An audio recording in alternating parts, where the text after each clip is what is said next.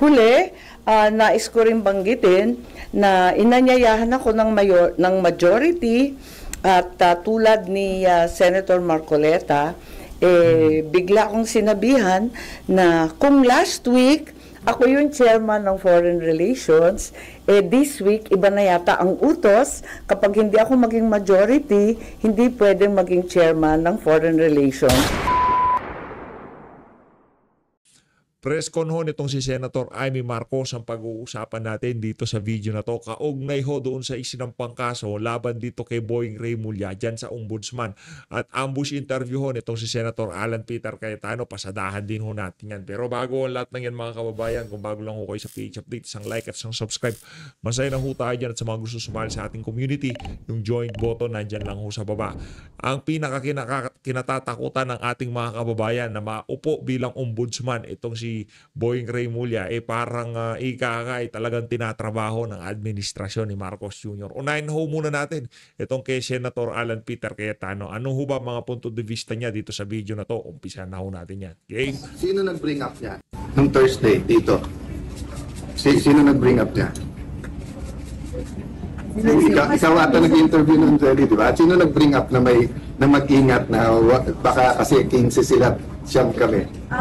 Si Senator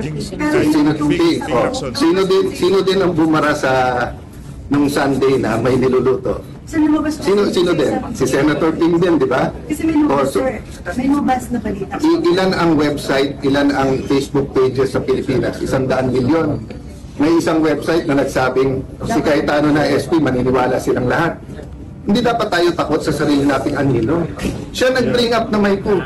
Siya din bumaril ng Mayku. Ang tawag doon, hold up. Di minority. Pulis na pulis ang datingan no? At tawag ho doon, hold up. Ito talagang si Lacson Siya, napanood nyo ho yun, di ba? Riniakan natin yun. Yung presko niya na kesyo hindi daw magpakakampante dahil napakanipis napakakapal ng opposition ngayong mga panahon na to. Sa bunganga ho niya nang galing yun. Hindi siya kung kani-kanino pa lang.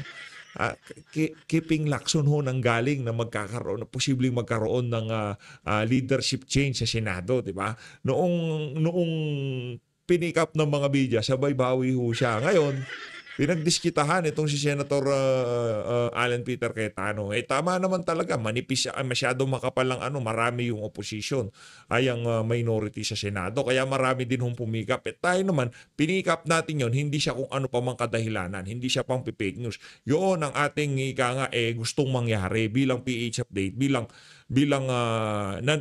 nakikita natin ang mga kaganapan sa Senado. Itinutulak natin na magkaroon ng leadership change dahil nakita ho natin ang naging resulta ng pagkakaluklok nitong si Soto bilang Senate President. Nakita nyo ho yun mga kababayan.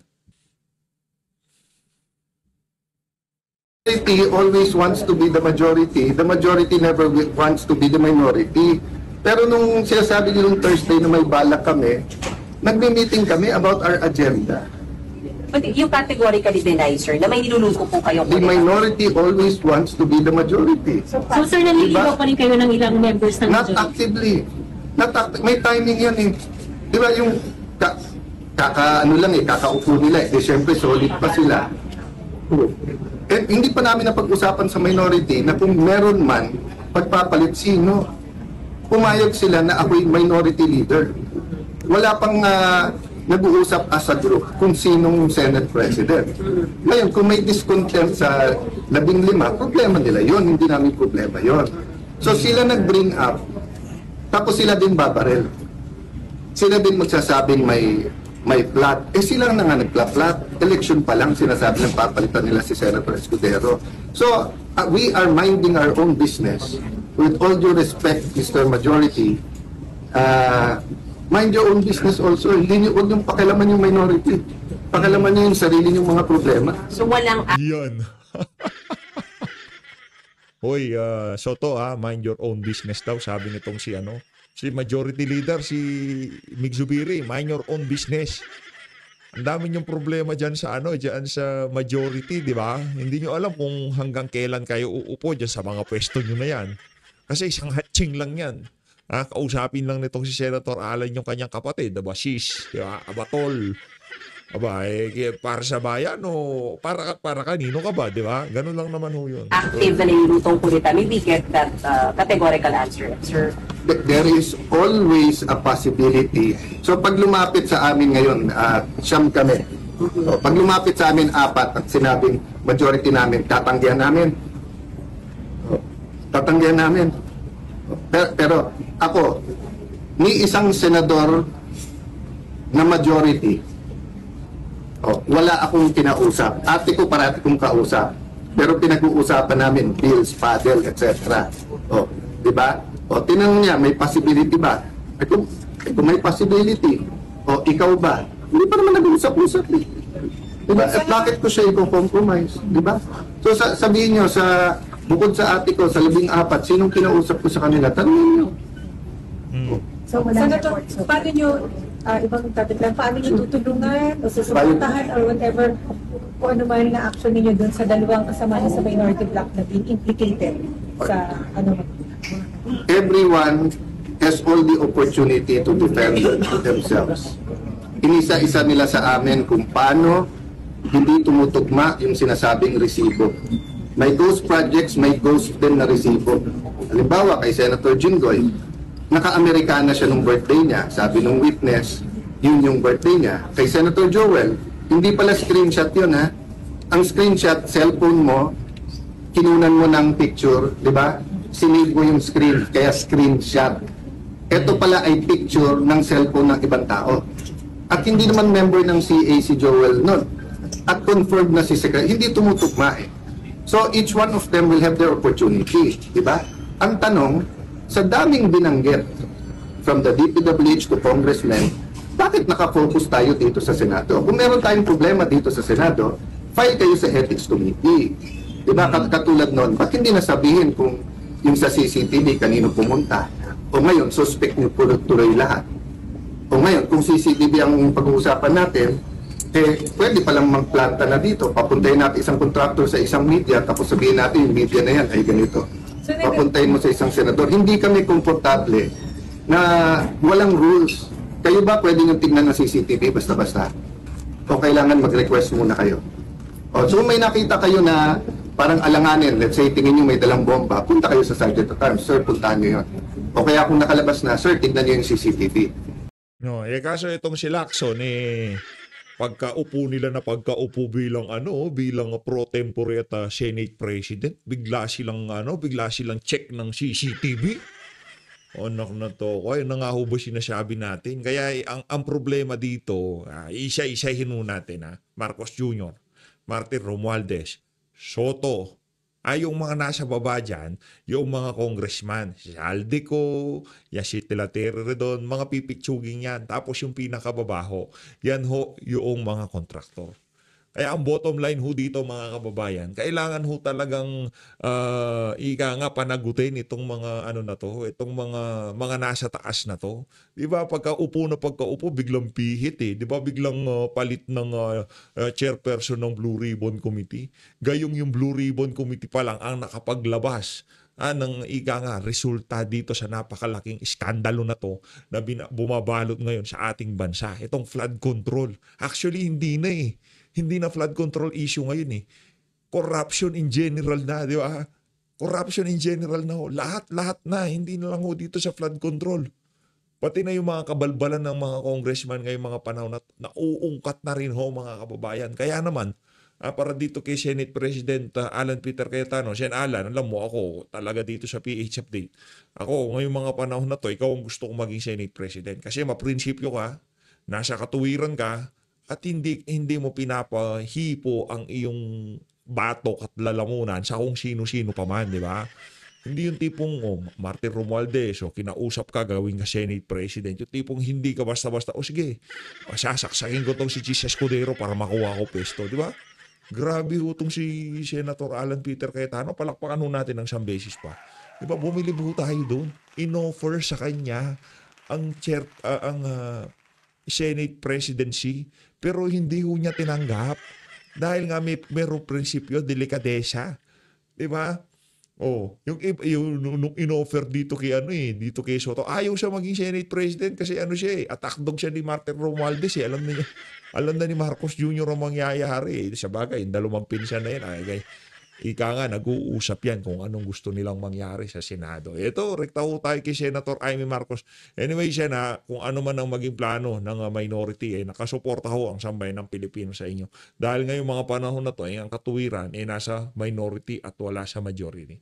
Tuloy ho natin ang bakbakan. Senator Amy Marcos, pasok. Ang case laban kay Secretary Boying Remulla at yung iba pang kasangkot dun sa pag-aresto at pag-kidnap kay Presidente Duterte. Yeah. Ngayon, nais ko munang klaruhin na malapit sa aking pamilya at pinapahalagahan ko ang aming pagkakaisa ng pamilyang Remulla. Kaya lang, hindi totoo na wala na siyang kaso at may clearance na siya para sa pagiging ombudsman. May kaso pa rin si Secretary Boying dahil nag-file ako ng motion for recon of the joint resolution of the Office of the Ombudsman na nagbabasura sa mga kaso laban sa Secretary at sa iba pa. 7 sila. Ayon sa rules ng mismong ombudsman, maaring magsampa ng motion para sa rekonsiderasyon sa loob ng 5 araw mula nang matanggap ang abiso ng desisyon. Klaro naman at ipapakita ko sa inyo na walang 5 araw na binigay sa akin. Inihain ko ang aking motion sa mismong araw na inilabas ang desisyon, umaga, hapon. Malinaw na naisampa ko sa tamang oras. Sa makatwid, may nakabinbin pa rin kaso si Secretary Boying sa ombudsman. Anumang ombudsman clearance na nagsasabing kabaligtaran nito ay malinaw na hindi totoo at ang sino man maglalabas ng ganoong clearance ay kasabwat sa pandiling lang ng tao. Inihain ko rin, part 2 na to, ang aking motion, urgent motion to inhibit laban kay OIC Ombudsman Vargas at sa mga miyembro ng panel of investigators. Dapat lang protektahan naman nila ang imahen at manatili ang dangal ng ombudsman na sa pamamagitan ng pag-urong ni OIC Vargas kasama ng buong panel of investigators. Mahiya naman sila. Mahiya naman silang lahat. Yan. Nais ko rin banggitin ang narito din, eto naman, yung final ni Mayor, Vice Mayor Baste Duterte sa OIC Mindanao na siyang natanggap na at narehistro na sa Ombudsman Manila. Nagpapasalamat ako at may isa pang kaso. Matagal ko nang hinihintay. Buti, ginalaw na kaagad. Akala ko mag-isa ako tumatagay. Kay OIC OMB Vargas, OIC na rin ang taumbayan ang nangyayari. OIC ko na rin na dapat wag mong pakialaman dahil OIC your true colors. Kaliwaliwanag na. At ano ho yan? Akala siguro nitong si Bonjing nabasura na yung sa kanya. Na-dismiss na yung kaso niya, pwede na siya maging ombudsman. Ng toko, hindi. Marami naghahantay na kaso sa'yo. Pagka nalampasan mo yan, magpasasampa sila ulit sa'yo. Marami-raming kaso yan. Sa tindi ng kabalbalan nitong si Remulla, wala akong lusot yung mama na yan. Abangan nyo lang mga kababayan, marami pang magsasampa ng... Iniisip ko rin na umakyat sa Korte Suprema kapag binasura pa rin ito at tuloy-tuloy nila malabag ang iba't ibang batas at due process. Huli, nais ko rin banggitin na inanyayahan ako ng majority at tulad ni Senator Marcoleta, bigla akong sinabihan na kung last week ako yung chairman ng Foreign Relations, this week, iba na yata ang utos. Kapag hindi ako maging majority, hindi pwedeng maging chairman ng Foreign Relations. Hindi naman ako kapito ko sa position, okay lang yun. That's it. Okay yan, okay yan. Dahil dyan sa prinsipyo mo na yan na Mangga, papalakpakan ka namin, ha?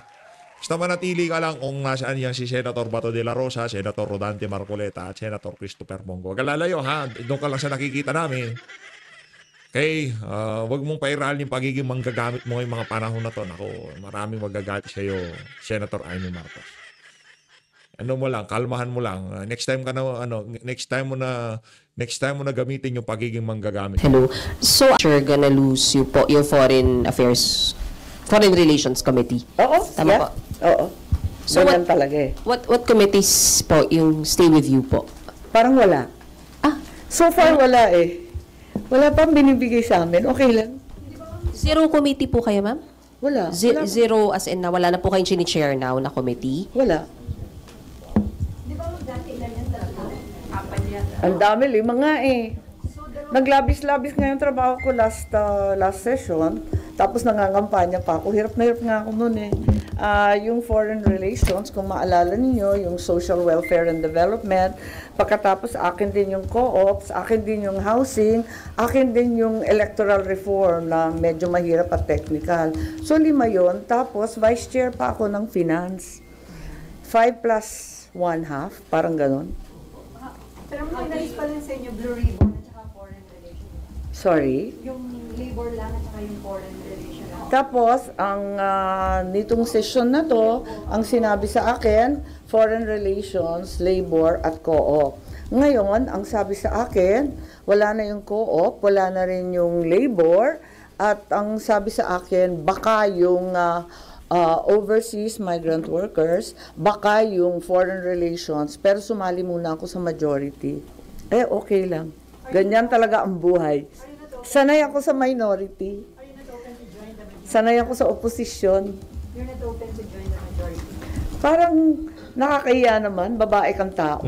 Pag sinabi ng jowa mo, ayaw ko na sa'yo, magpupumilit ka pa. Pero, how do you see it na wala po kayong i-chair na committee? Hindi ho ba parang nakukulangan kayo sa inyong gagawin?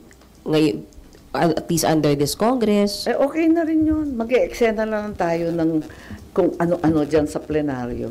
Sanay naman ako eh. Tagal-tagal namin sa Congress, lagi akong oposisyon. So anyway, sana mabigyan din ng konti itong issue sa ombudsman. Ito talaga ang huling hantungan ng hustisya para sa mga naglabag sa batas na ating mga government officials. Wala nang tatakbo ang iba kundi yung ombudsman. Pag talagang binastos na at talagang ginawa ng politika ang ombudsman, wala na talaga tayong uuwian. Apakalungkot naman ito. So, sabi niyo At nga, sinabi Ganun talaga, madam eh. Ayaw pa bang madam? Yung pakiusap namin lagi sa'yo, wala pang problema. Wala, okay ba ngayon gawin mo na? Yung tipong punta ka yung ginawa ni Kiko Barzaga, di ba? Pinasok niya yung mga opisina ng mga congressman. Tapos kung ano-ano pinagsasabi niya, di ba? Hindi mo ba kayang gawin yun sa Malacanang? Di pa pwedeng mag-ala Kiko Barzaga. Di ba? Punta ka sa Malacanang, madam. Kapatid mo, presidente. Sampalin mo ng isang beses para matauhan. Parang nasobran sa pulburon, di ba? O bigyan mo ng isa. Pagka binigyan mo ng isa, tito mo yan, sigurado. na nga, OIC lang. Ating papalag. OIC na nga talaga your true colors. so ma'am, sabi niyo nga, parang hindi niyo tatantanan, mag-aasaran kayo hanggang katapusan. So sabi niyo, aakit kayo hanggang Korte Suprema. Sino yan? Si Shelly? Ay, ka Boeing yan. Siya ay huwag ka magpaloka. Yan si Shelly kay Boeing rin muli yan. Just in case. Malamang. Kasi wala na akong tatakbuhan dahil kung yung ombudsman, talagang na-corrupt na rin, na flood control na rin, ay wala tayong pupuntahan kundi yung Supreme Court. Pero with dahil po nabuo na yung Independent Commission for Infrastructure, parang there is a necessity yata na magkaroon ng bagong ombudsman dahil makikipagtulungan ba yung ombudsman? I think may panel din ang ombudsman. Di ba nagtatag yung previous Deputy OIC Castillo. Nagbuo rin yata sila ng task force hinggil sa flood control investigation. Pero tuloy-tuloy pa rin, di ba? Inanunsyo naman ni Senator Ping Lacson at pati ng Tapos kung kailangan, i-request. Congressmen na tuloy-tuloy pa rin ang flood control investigation sa dalawang level ng Kongreso. So walang necessity na may ma-appoint na agad na ombudsman, ma'am? Well, parating maganda kung walang puwang. Pero kung pipilitin naman at pipilitin, sa totoo lang meron naman kasi may regular rules. Pero ang balita, yung Deputy OIC na babae, yung si Castillo, hindi daw cooperative. Kaya biglang nailagay itong OIC Vargas. Nalulungkot ako kasi talagang umaasa tayo sa ombudsman, lalong-lalo na sa mga panahong ito na umiira lahat ng report tungkol sa korupsyon. Nako.